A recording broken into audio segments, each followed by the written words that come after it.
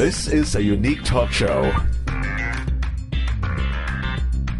that talks about controversies, lifestyle, issues in and out of the country.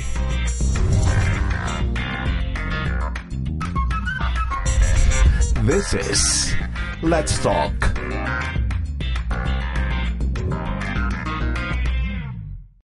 Hello everyone, welcome to another week of a talk show that talks about controversies, issues, and lifestyle. I'm Derek Gonzalez and this is Let's Talk. This week episode po mga kaibigan, ay ako excited dito just because marami tayong matutunan dito, marami tayong marami tayong malalaman dahil nga po ang ating panauhin sa linggong ito ay walang iba kundi ang Provincial Director mismo ng Department of Interior and Local Government Unit para sa probinsya ng Ilocos Sur. So without further ado, ladies and gentlemen, let's talk to Mrs. Vicky Ramos, the Provincial Director of DILG Ilocos Sur, or the Department of Interior and Local Government Unit for the province of Ilocos Sur. Hello, ma'am. Welcome sa Let's Talk. Hello. Yes, Thank you very much. Nako, sa sobrang busy mo, salamat at paunlakan mo. Alam ko, you're so busy always. Kaya maraming salamat po at nakarating po ka ngayon dito sa amin. Actually, noon pa, sineset na ni Barbie, but I'm so busy, especially for the month of September and October. Alam ko yun. Especially ito na, malapit na naman. By next year, malapit ang election. Kaya alam ko, maraming trabaho ang DILG. Talking about trabaho, gusto ko muna malaman, umpisa natin na, ilang taon ka na sa DILG? At anong posisyon ang inumpisahan mo? Okay. Bale, I'm already 33 years with government service. Bale, 28 years with the DILG, and I started with the lowest technical position, a barangay government operations officer, the assistant of a municipal local government operations officer. Mm-hmm. And after 4 years, I transferred to the regional office, and there I worked with the regional office for 12 long years. Wow! And after that, when the city of Vigan and the city of Candon became city, so I also applied for the city local government operations officer. So, kailangan pa i-apply talaga yun? yeah, because we are MLGOO. Because at that time, I was working with the regional office. Mm-hmm. I got an item from Ilocos Sur dahil walang maibibigay ang regional office at that time. So, I had a position or from the province of Ilocos Sur, but I was detailed at the regional office. Okay, so, 2001, so I worked in Candon City for 9 long years. Kung a local official, natapos ko ang 3 terms. Maganda sana, no? And last September 24, I assumed as the OIC Provincial Director of Ilocos Sur. Actually, I am not yet a full-fledged Provincial Director. I see. Because it may mga kulang pa ako na requirement. What are the requirements? You've been with the office, with the DILG for 33 years. Ano pang kailangan nila? Kasi during nung nag-assume po si President, di ba may in-issue na executive order for a position that is they call it a career executive position, assessed position. It requires an eligibility, and that is you have to undergo a series of examination. Another, di ba? Before you be hired as a government employee or so pag ikaw nagtatrabaho sa isang government, yung exams, the career exams, that's a different. The career exam, career professional. That's I see.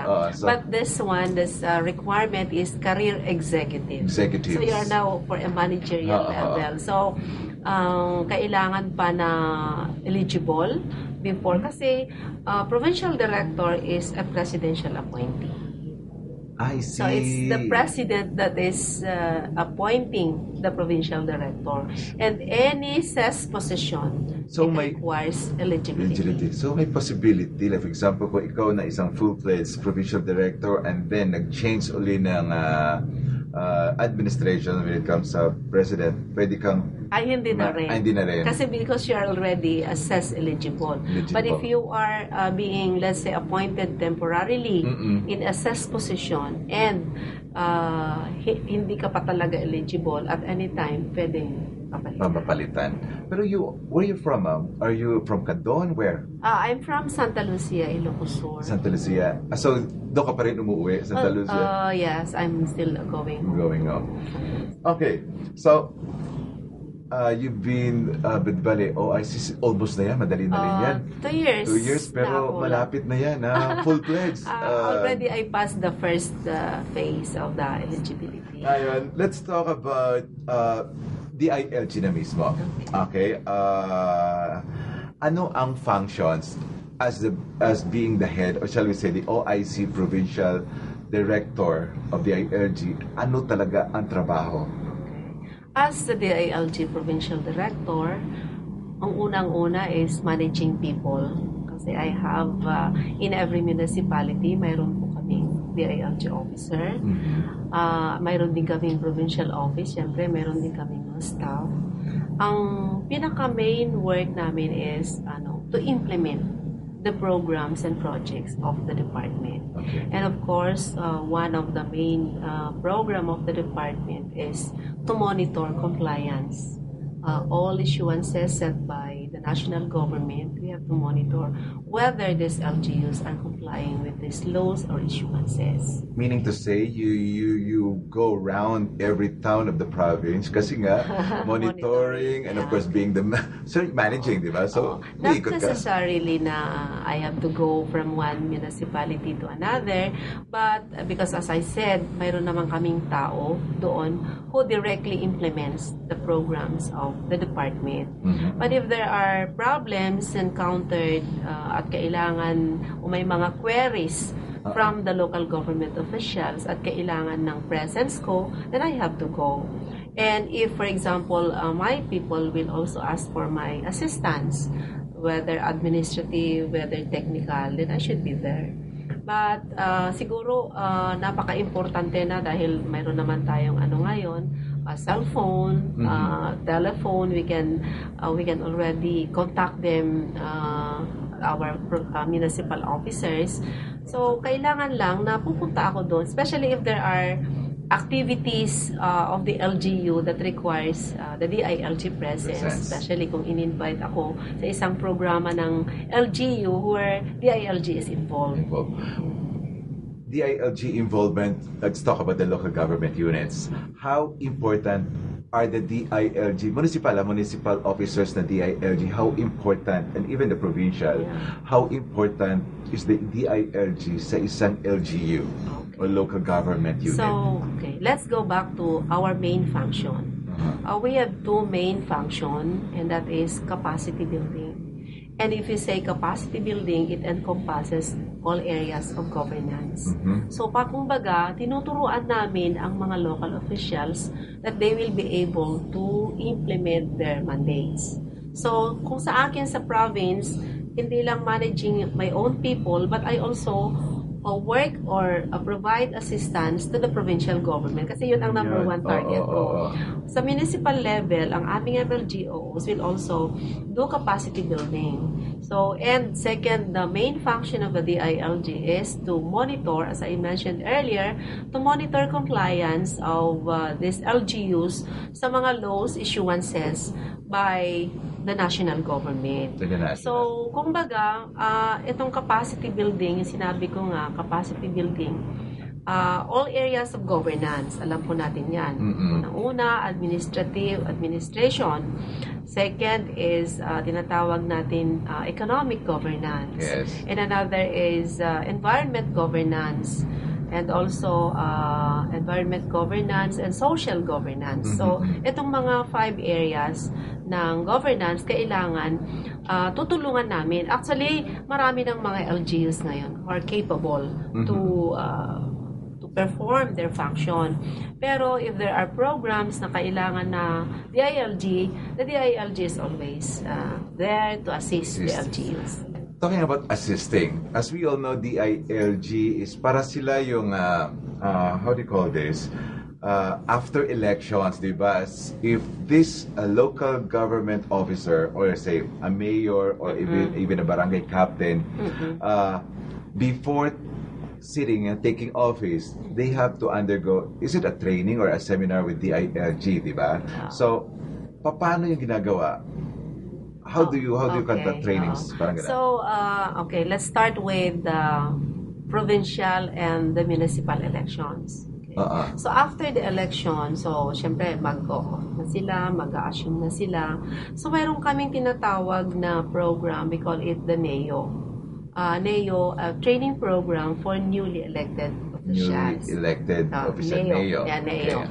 Now, we classify our targets into two. One is yung tinatawag namin na newly. Yung talagang bagong-bago. Yung mga iba naman, yung mga second termer, third termer. So, syempre, iba na rin yung program that we are preparing for them. So, yung mga first termer local chief executive, mayroon sila yung tinatawag namin na training, yung ginagawa nila yung first 100 days in office. So, we assist them. But usually, pag mga local chief executive, usually, ang central office will do that. We have a training arm of the department we call the Local Government Academy. So, this Local Government Academy is responsible in training kung minsan dahil hindi naman, ilan lang naman yung mga newly elected. So, they will do it by cluster. So, for example, cluster ang Region 1, 2, and 3 in a cluster. So, all the newly, yung mga new fights, sila ang tinatawag. I see. But yung mga ibang training programs na ay it can be done at the regional level. Yung mayroon kaming tinatawag na yung executive legislative agenda preparation. Kasi pag dati na sila mga re-electionist na sila.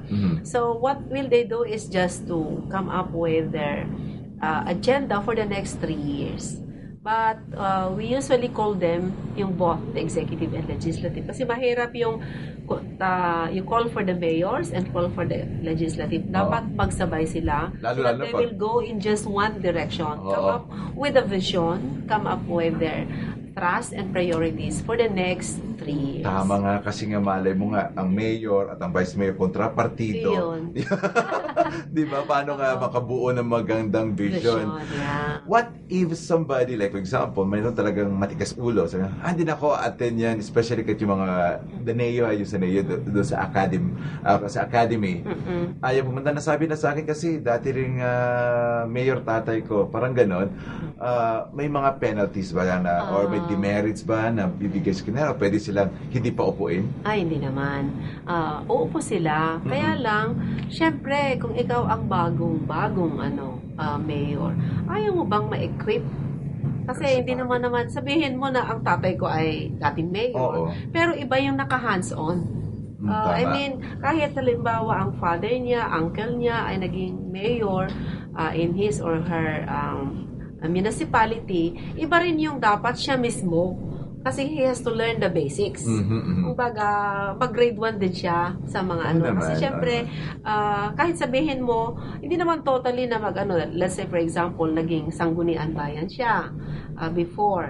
O kaya, naging rin siya noon. So, pwede rin siguro, it may, on his part, it may be an enhancement training. Correct. Pero, as a new local chief executive, may mga rin sila may mga bagong responsibility kasi iba na rin yung if you are a sanggunian, then you are a local chief executive, magkaiba na rin yung function. Tama ka nga. At hindi nga tama, enhancement. Because most of the time, hindi naman natin, probably may alam tayo. But tama ka nga, when it comes sa hands-on hindi madali. Iba na pag nandoon ka na. So, how's the training? How's the parang schooling na yan? Talagang gagawa ba sila ng ordinansa? Or what do you usually do sa academy? As in, nag-aaral ba talaga? Yung mga yung usually sa local government academy, unang-una yung mga functions and responsibilities based on the local government code. At talagang ano nila sa kanila na yung local government code is their Bible. So whatever na anong gagawin nila in terms of a program, implementation, dapat nakaangkop doon sa provisions of the local government code. Yeah. So kailangan malaman din nila. Kasi sabihin mo man official ka, siguro naman as a local chief executive, yung sinasabi ko nga, yung 5 areas of governance, kailangan alam mo lahat yan eh. Sige ma'am, final question before we pause for a break. Pag kayo nagpatawag ng, di ba pinapatawag niyo na yung mga bago, so automatic naman na tawag doon, is it a must? They really have to attend? Wala naman ganun? Hindi naman sa pinipilit natin sila, but... It's mandatory, but there are times na marami rin mga reasons. So, kasi ang napaka-importante, we are monitoring their first 100 days. Because as a re-entry plan, after the training, they are required to have a re-entry plan. What will they do in the next 100 days? And also sa sanggunian, mga members ba? Sanggunian, hindi pa. Hindi pa. Kasi, kumbaga, yung function nila sa legislative. So, dapat uunahin natin yung executive agenda at saka yung legislative para pag nabuo na yung vision na both department, executive and legislative, at klaro na sa kanila kung saan sila pupunta for the next 3 years, then that would be the basis of the legislative support that the Sanggunian will Anyway, we will have also other trainings for the Sanggunian. Kasi part diba ng training nila how to conduct the right way of debating, especially on the mga paggawa ng mga ordinances. Yeah. Nakasama yun? Kasama yun sa training. That's a separate training. We call that the local legislation training for Sanggunian. So, andun yung how to differentiate a meeting, a session, ano yung mga parts of a session, how do they conduct. Parang magkakaroon pa sila ng simulation. And even how to answer halimbawa, magkakaroon ng committee hearing, how will they do if you are, for example, the vice mayor who is the presiding officer is not around, and you are the appointed or let's say designated presiding officer, how will you preside the session? Correct. That's good. Sige ma'am, diyan ka muna. So pagbabalik natin, pag-usapan naman natin itong civil society organization. Okay. Yan mga kaibigan.